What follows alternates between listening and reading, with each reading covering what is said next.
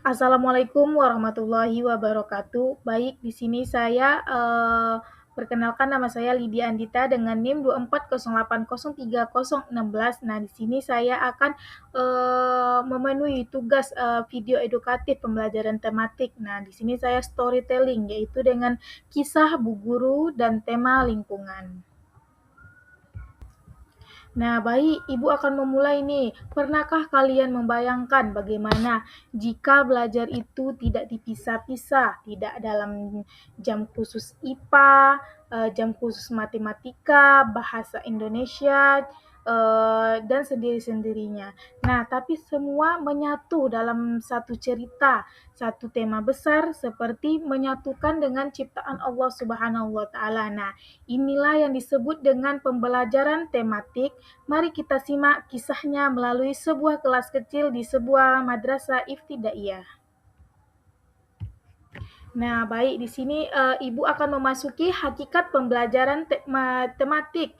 Nah, jadi nih pagi ini seumpamanya guru Aisyah masuk ke kelas 3 MI Nurul Hikmah. Nah, di papan tulis beliau menuliskan pembelajaran hari ini.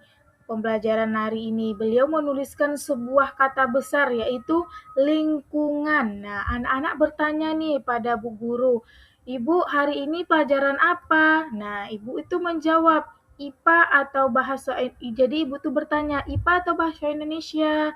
Nah, jadi Ibu tuh menjawab pertanyaan dari anak-anak murid tersebut dengan tersenyum tipis dan menjawab, nah hari ini kita belajar semuanya sekaligus. Nah, tapi dengan satu tema yang sama, yaitu yaitu lingkungan. Nah, jadi kita akan memasuki nih hakikat pembelajaran tematik yang model pembelajarannya yang mengaitkan beberapa mata pembelajaran dalam satu tema, sehingga siswa mendapatkan pendapatan pengalaman belajar yang bermakna dan utuh, bukan potong-potongan dari ilmu yang terpisah. Nah, dari dalam tema lingkungan anak-anak diajak yaitu mengamati tumbuhan di sekitar sekolah, muatan IPA. Nah, yang kedua yaitu menulis dan menceritakan pengalaman mereka muatan bahasa Indonesia. Nah, jadi guru ini menyuruh siswanya untuk menceritakan tentang pengalaman mereka. Nah, yang ketiga yaitu menghitung jumlah pohon yang mereka tanam atau muatan matematika. Nah, jadi Allah Subhanahu wa taala sendiri mengajarkan kita untuk memahami ilmu secara menyeluruh sebagai firman Allah dalam surat Al-Baqarah ayat 31, wa'lama adamal asma'a kullahana, yaitu yang artinya dan dialah Allah yang mengajarkan kepada Adam nama-nama benda dan seluruhnya. Nah, jadi dari ayat yang menunjukkan bahwa Allah nih mengajarkan ilmu kepada Nabi Shallallahu Alaihi Wasallam secara menyeluruh dan terpadu, bukan satu persatu ilmu, tetapi terpisah tanpa berterkaitan. Nah, jadi inilah landasan bahwa belajar itu seharusnya utuh dan saling berhubungan, sama seperti eh, konsep pembelajaran tematik. Nah, baik, di sini Ibu akan memasuki slide selanjutnya yaitu prinsip-prinsip pembelajaran tematik. Nah, jadi ini lanjut ceritanya. Jadi Bu Guru Aisyah nih kemudian mengajak anak-anak keluar kelas tersebut menuju taman sekolah, lapangan sekolah. Nah, jadi anak-anak Ibu hari ini akan menjadi peneliti kecil, kata guru tersebut. Nah, disinilah anak-anak Ibu tersebut melihat prinsip-prinsip pembelajaran tematik satu persatu. Nah, jadi dari prinsip-prinsip pembelajaran tematik satu persatu akan Ibu bahas nih kepada anak-anak Ibu. Yang pertama yaitu berpusat pada siswa. Nah, jadi berpusat pada siswa nih semisalnya Bu Guru Aisyah Ibu sendiri tidak berceramah panjang. Ia membiarkan anak-anak mengamati sendiri daun, tanah, dan udara di sekitar mereka. Nah, siswa menjadi subjek aktif, bukan hanya mendengar. Nah, jadi anak-anak tersebut mengamati apa yang ada di taman sekitar. Nah, yang kedua dari prinsip pembelajaran tematik yaitu memberikan pengalaman langsung. Nah, jadi anak-anak tersebut menyentuh langsung seperti daun, tanah, menghirup udara segar, memegang tanah. Mereka belajar bukan dari buku saja, tetapi pengalaman nyata terjun ke tempatnya. Nah, yang ketiga yaitu ada pemisahan mata pelajaran tidak begitu jelas atau fleksibel. Nah, jadi anak-anak nih menghitung jumlah pohon nih, itu matematika. Nah, saat mereka bercerita tentang perasaan di taman, itu bahasa. Nah, jadi saat mereka mengamati proses fotosintesis, itu IPA. Nah, semua berjalan bersama tanpa batas yang kaku. Nah, jadi itu adalah maksud dari pemisahan mata pelajaran tidak begitu jelas atau fleksibel. Nah, jadi ada ini yang keempat, prinsip pembelajaran tematik, yaitu menyajikan konsep dari berbagai mata pelajaran. Nah, jadi satu tema banyak sudut pandang ilmu, itulah kekayaan pembelajaran tematik. Nah, yang kelima yaitu bersifat bersifat luas atau fleksibel. Nah, jadi Ibu Aisyah ya sekarang bisa menyesuaikan kegiatan sesuai kondisi cuaca, minta anak-anak bahwa reaksi spontan anak-anak terhadap alam. Nah, contohnya coba anak-anak ibu mengamati sekarang cuacanya apa. Nah, baik anak-anak ibu, anak-anak tersebut akan spontan menjawab yang dipertanyakan oleh guru tersebut, yaitu adalah bersifat luas atau fleksibel. Nah, yang keenam yaitu sesuai minat dan kebutuhan siswa.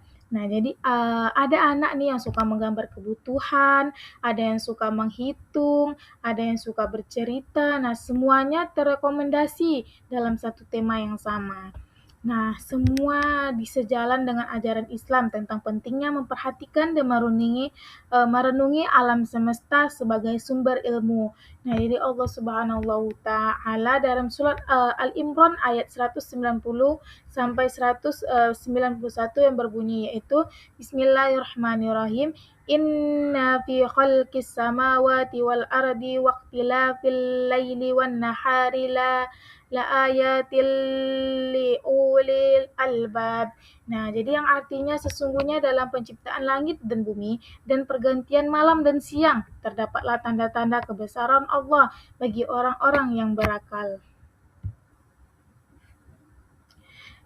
Nah, jadi penjelasan dari ayat Al-Quran yang Ibu jelaskan tadi yaitu bahwa menegaskan alam semesta dan langit dan bumi siang dan malam adalah sumber pembelajaran yang terpadu. Nah, ilmu tentang alam atau sains, waktu yang berkaitan dengan matematika, perhitungan. Nah, dari perenungan yang terkait dengan bahasa dan makna. Nah, semua menyatu dalam satu pengamatan terhadap ciptaan Allah. Nah, inilah gambaran nyata dari prinsip pembelajaran tematik yang fleksibel dan menyeluruh.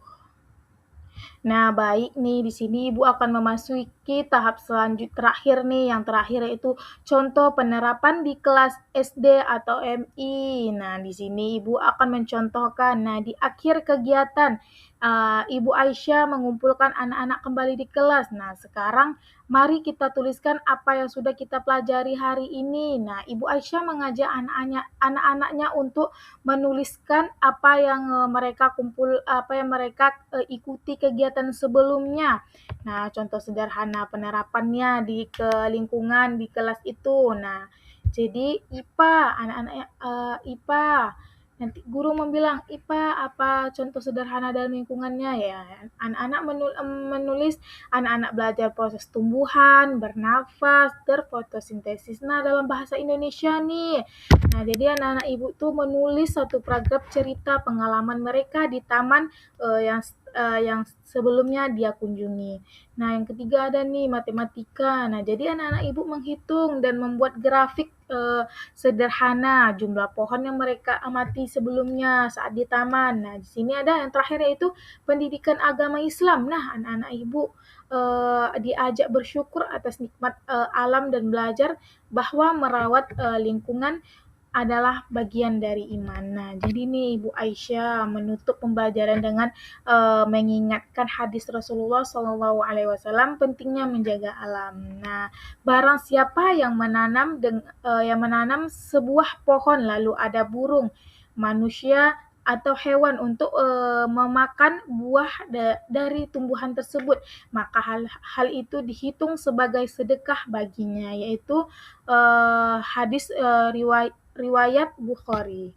Nah, anak-anak ibu pun udah mau pulang dan tersenyum membawa satu pemahaman utuh tentang yang kita amati, yaitu lingkungan dari sisi sains, bahasa, angka hingga nilai-nilai keimanan dalam satu hari pembelajaran yang menyenangkan. Nah, baik, nanti anak-anak ibu nih bisa menceritakan di rumah apa pengalaman yang telah dipelajari di sekolah tadi.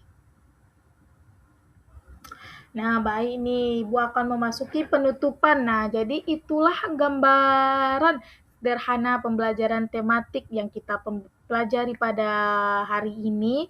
Belajar yang menyatukan berbagai ilmu dalam satu tema, sebagaimana Allah menciptakan alam semesta ini saling terkaitan dan terpadu. Nah, semoga video sederhana ini bermanfaat bagi kita semua sebagai calon guru MI dan SD, agar kelak mampu menghadirkan pembelajaran yang bermakna bagi anak-anak peserta didik.